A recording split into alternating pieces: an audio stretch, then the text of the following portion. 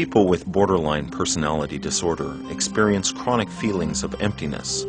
They often become involved in a series of highly unstable relationships. They are irrational and have a pathological fear of abandonment. In this segment, observe the pattern of Becky's relationships and note the way that she has learned to cope with her limitations. It's like I feed off of physical contact.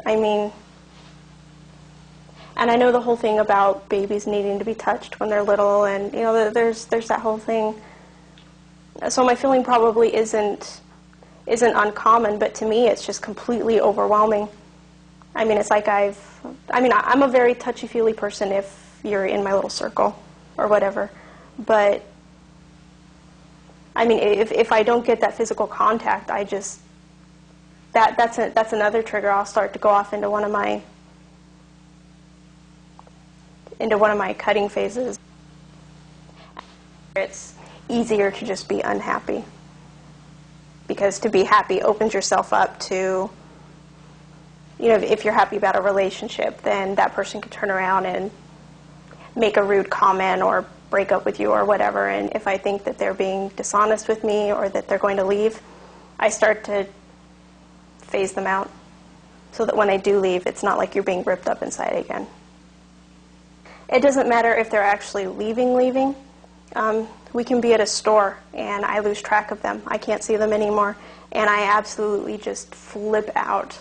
I can't breathe. I can't be around people. I hate crowds. Crowds just freak me out. And if I lose the person I'm with, then it just is compounded by 100,000. And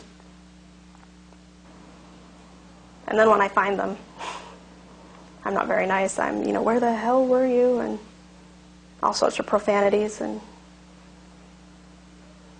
then once I calm down, I apologize and realize I was being irrational, but couldn't see that in the moment.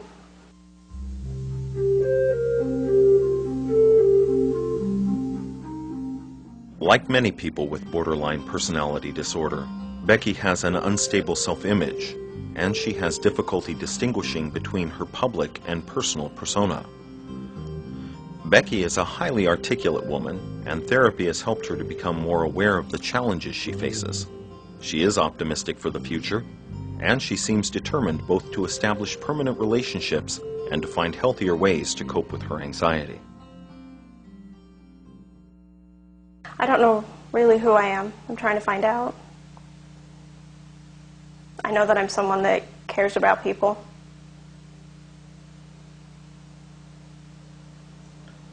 And at moments when I have clarity in my head, I want to do something with my life. Take all the energy that I spend being unhappy and using self-destructive methods for coping. I want to take that energy and do something productive.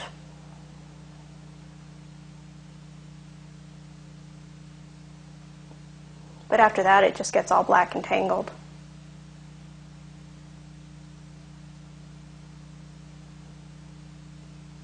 Confused with who you are and what you think you are. When I'm out and about, I have a face that I let everybody see, and that's, it's not overly happy, but I'll smile and make the small talk and play the politics and just be very nice and congenial, and everyone thinks that you're just wonderful, that you're on this straight path and you couldn't do anything wrong, and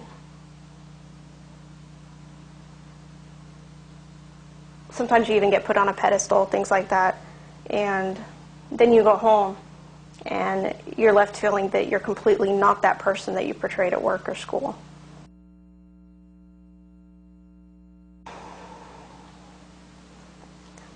I hope that I learn enough to be able to cope and deal with my own demons, that